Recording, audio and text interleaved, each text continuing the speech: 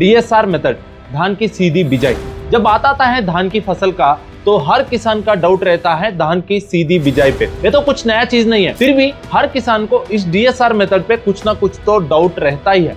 DSR method को कैसे करें, इसमें कौन सा वेराइटी डाले, इसका सीड रेट क्या होता है, इसका स्पेसिंग क्या रहता है, और इसमें खाद प्रबंधन कैसा करें, लेवलिंग कब करना चाहिए, पानी कब डालना है, और इसमें आने वाला एक बड़ा समस्या वही है खरपतवारों का, उसको कैसे कंट्रोल करना है। ऐसे बहुत सारे डाउट्स किसानों को आते हैं। पर किसान भाइयों, इसमें कितने चीज सही है, क्योंकि खरपतवार आते ही है, वो हर फसल में आते हैं, धान की हर मेथड में आते हैं। तो ये सारे डाउट्स क्लियर करने के लिए ये वीडियो को अंत तक जरूर देखें।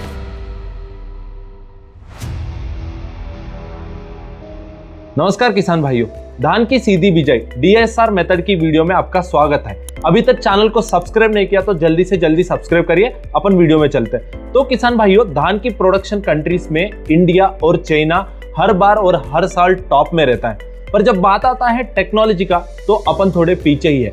आप अमेरिका की भी राज्य देख लो या तो साउथ अफ्रीका भी राज्य देख लो, उसमें भी धान तो उगाते ही हैं। उसका टेक्नोलॉजी जो है ना धान की खेत का, वो तो बिल्कुल सही है और वही है डीएसआर मेथड। ये अपना राज्य मतलब अपना भारत देश में ये अभी डेवलपिंग स्टेज में ही है। पर सबका ये डाउट रहता है ना, डीएसआर मेथड से कुछ नया चीज नहीं होता है, डीएसआर मेथड से कुछ फायदा नहीं है।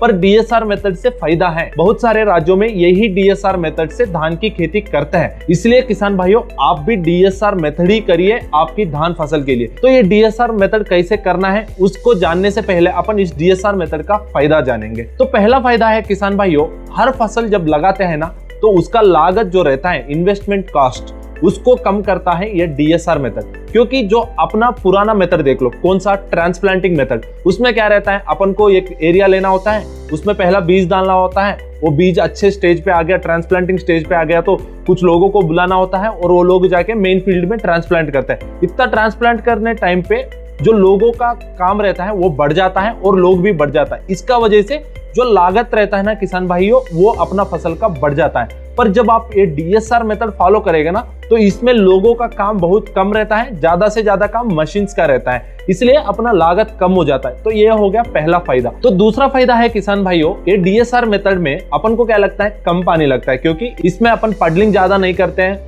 और वाटर लेवल्स 2 से 3 सेंटीमीटर तक रख के अपन ट्रांसप्लांट नहीं करते हैं। इसका वजह से जो पानी लगता है ना वो बहुत कम लगता है। जब आप नॉर्मल ट्रांसप्लांटिंग से कंपेयर करेगा ना किसान भाइयों, 12% से लेकर 35% तक इस डीएसआर मेथड में पानी कम लगता है। तो एक और बात है किसान भाइयों, अभी तक आप डीएसआर मेथड नहीं लगाया होगा तो आपको एक डाउट रहेगा, वो है धान की पैदावार पे इसका असर। तो किसान भाइयों, अपन जो नॉर्मल जो ट्रांसप्लांट करके धान की फसल लगाते हैं ना, उसमें जितना उत्पादन आता है ना उतना ही उत्पादन ये डीएसआर मेथड में भी आता है। 1-2 क्विंटल का फर्क तो रहता ही है, पर इतना भी फर्क तो नहीं दिखता है। इसलिए डीएसआर मेथड भी हो या तो नॉर्मल मेथड भी हो, दोनों मेथडों में एक ही जैसा पैदावार निकलता है। और एक और बात है किसान भाइयों, जब अपन पौधे को ट्रांसप्लांट करते हैं तो एक जगह से उखाड़ के दूसरा मेन फील्ड पे अपन जब लगाते हैं ना, उस समय पे क्या होता है, पौधा में स्ट्रेस आ जाता है। स्ट्रेस आ जाने की वजह से किसान भाइयों 1 एकड़ का पौधे में से 5% तक का पौधे जो है वो मर जाते हैं। तो यही समस्या को भी अपन डीएसआर मेथड से भी कम कर सकते हैं किसान भाइयों। और एक और फायदा है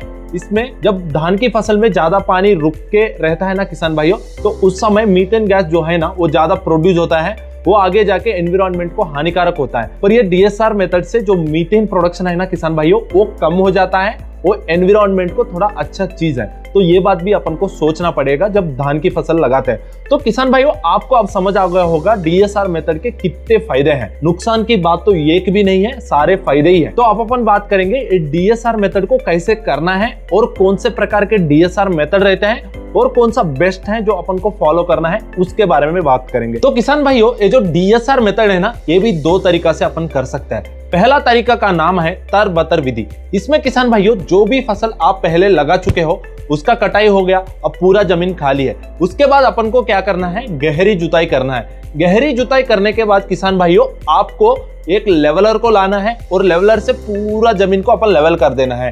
तो किसान भाइयों, आप चारों कोने से खेत को देखेगा ना तो एक ही लेवल पे रहना चाहिए। ऐसा नहीं है एक जगह ऊंचा है एक जगह नीचा है, ऐसा नहीं रहना चाहिए। तो किसान भाइयों, ऐसा ऊपर नीचे रहेगा ना, आगे जाके अपन बीज लगा देते हैं, उसके बाद फसल का अंकुरण हो जाता है। उसके बाद किसान भाइयों, इसमें ग्रोथ रुक जाने का समस्या आ सकता है और किसान भाइयों ऊंचे जगह पे पानी नहीं जा पाता है और नीचे जगह पे ज्यादा पानी चला जाता है, उसका वजह से पौधा मरने का भी चांसेस रहता है। इसलिए आप पूरे साइड से देखेगा ना तो एक ही लेवल पे रहना चाहिए। लेवलिंग लगाने के बाद किसान भाइयों आपको क्या करना है, खेत में पानी को देना है। पानी देने के बाद आप कुछ दिन के गैप देके उसके बाद फिर से अपन को कल्टीवेटर लगा के पूरा खेत का जुताई करना है। उसके बाद अपन को अच्छे से फिर से लेवलिंग करना है। इसका वजह से किसान भाइयों अपना खेत बुआई के लिए पूरा रेडी हो जाता है। इसके बाद अपन डायरेक्ट बीज को बुआई कर सकते हैं। तो किसान भाइयों आप बीज को लकी ड्रिलर से भी लगा सकते हो या तो दूसरे ड्रिलर मिशन से भी आप बीज को लगा सकते हो। ये प्रोसेस करने से किसान भाइयों अपने जमीन में अच्छे से नमी बना रहेगा और अच्छे से अंकुरण आने का चांसेस रहता है। तो किसान भाइयों इसमें जो बीज की स्पेसिंग रहता है कतार से कतार वो 8 से 9 इंच तक रहना चाहिए और बीज की गहराई के बारे में बात करेंगे तो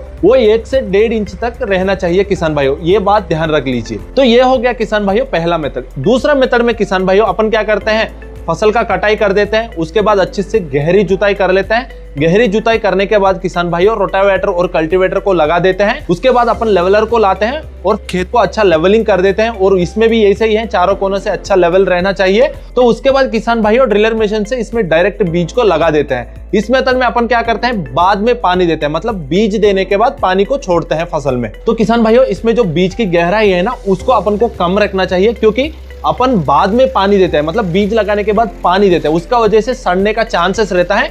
इसलिए जो गहराई है वो थोड़ा कम रखना है। इसका वजह से जल्दी अंकुरण भी हो जाएगा और अच्छे से अच्छा अंकुरण आने का चांसेस इस मेथड में रहता है। दोनों मेथड आप देखेगा ना किसान भाइयों कौन सा अच्छा है। तो पहला मेथड आप देखेगा ना, अपन क्या कर रहे हैं, पहला जुताई कर रहे हैं, उसके बाद पानी छोड़ रहे हैं, उसके बाद फिर से जुताई कर रहे हैं और लेवलिंग कर रहे हैं। इसमें क्या होता है ना, जो खरपतवार है वो आ जाता है और पुराने साल के जो भी बीज है उसका अंकुरण भी उसमें आ जाता है। उसके बाद अपन क्या कर रहे हैं, फिर से कल्टीवेटर लगा दे। उसका वजह से किसान भाइयों आगे जाके फसल में जो खरपतवार आने का चांसेस रहता है वो बहुत कम रहता है पहला मेथड से। अब दूसरा मेथड में खरपतवार बाद में आता ही है और उसका इलाज अपने पास है, वो अपन आगे बात करेंगे। तो किसान भाइयों ये हो गया डीएसआर मेथड के तरीके। अब बात करेंगे सीड ट्रीटमेंट कैसा करें बीज लगाने से पहले। आप अपने सीड ले रहे हो पुराने साल का, तो उसके लिए अपन को एक मेथड करना है। उसमें क्या है, टब को आपको लेना पड़ता है, टब को लेके उसमें 10 लीटर पानी डालना पड़ता है और उसमें 1 किलो का नमक डालना है। और किसान भाइयों जितने भी सीड लगता है 1 एकड़ के लिए वो पूरा इस पानी में डाल के आपको एक डंडा लेके उसको क्या करना है किसान भाइयों, अच्छे से गुलाना है। उसका वजह से जो हल्का बीज रहता है ना वो ऊपर आ जाता है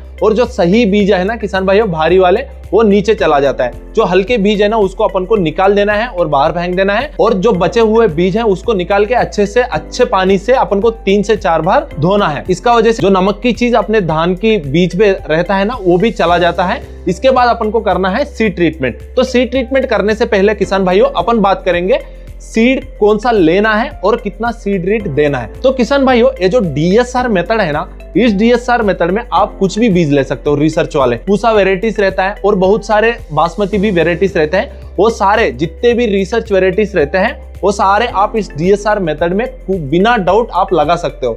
उसके बाद किसान भाइयों 1 एकड़ के लिए इस डीएसआर मेथड में आपको लगता है 8 किलो बीज। अब बात करेंगे किसान भाइयों इसका सीड ट्रीटमेंट। तो किसान भाइयों सीड ट्रीटमेंट का बात करेंगे ना तो अपन को क्या करना है, बीज को लेना है जो सही बीज था, जो पहला प्रोसेस से अपन निकाला है, उस बीज के साथ अपन को देना है केमाइसिन 1 से 2 ग्राम 8 किलो बीज के लिए। एक बैक्टीरियासाइड है। उसके साथ किसान भाइयों आपको देना होता है समर्था, जिसमें कार्बनडिजम प्लस मैंकोजेब रहता है। तो उसका डोज है किसान भाइयों 3 ग्राम प्रति किलो बीज का। तो ये पूरा अपन को मिला के अच्छे से 24 घंटे तक पानी में रखना है। 24 घंटे के बाद ये बीज को निकाल के किसान भाइयों अपन को एक अच्छे से जगह पे अपन को परस देना है और छाया में रखना है, तो वो सूख जाएगा। उसके बाद ये जो बीज है ये रेडी है अपन को आगे जाके लगाने के लिए। तो किसान भाइयों ये हो गया सीड वेराइटी और सीड रेट और सीड ट्रीटमेंट का बात है। अब बात करेंगे इसमें आने वाला एक मुख्य समस्या, वही है खरपतवार। इसको कैसे कंट्रोल करें। तो किसान भाइयों पहला प्रोसेस जो है तरबतर विधि, उससे तो खरपतवार ज्यादा से ज्यादा कंट्रोल हो गया है। तो उसमें में अपन को किसान भाइयों पेंडिमिथिलिन करके एक हेर्बिसाइड आता है,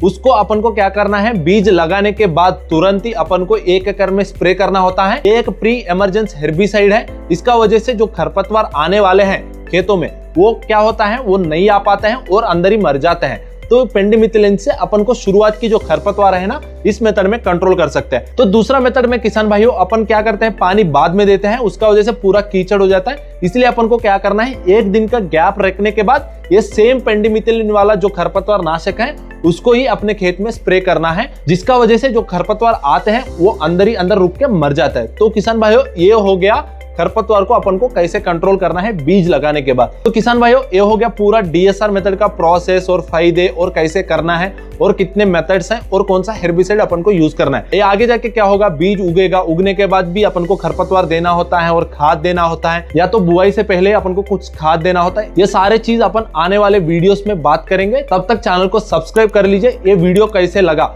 जरूर कमेंट्स में बताइए। धन्यवाद।